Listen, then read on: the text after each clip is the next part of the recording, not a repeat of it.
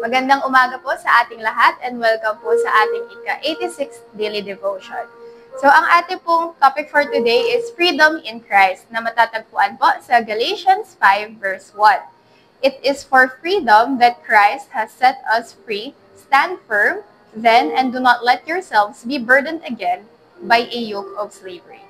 So when Jesus died po on the cross, hindi lang niya tayo ni-rescue sa ating mga kasalanan, kung hindi tayo niya po ay pinalaya ng buong buo from the power of guilt, shame, and fear.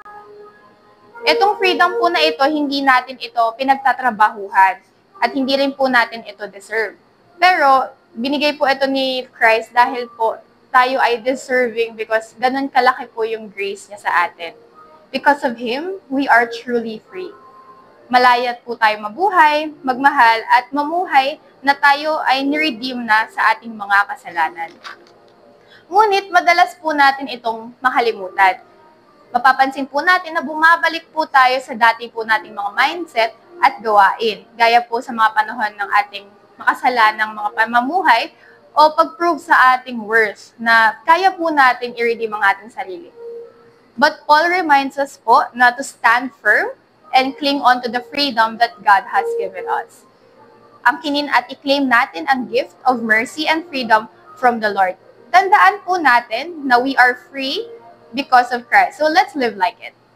Let us pray po.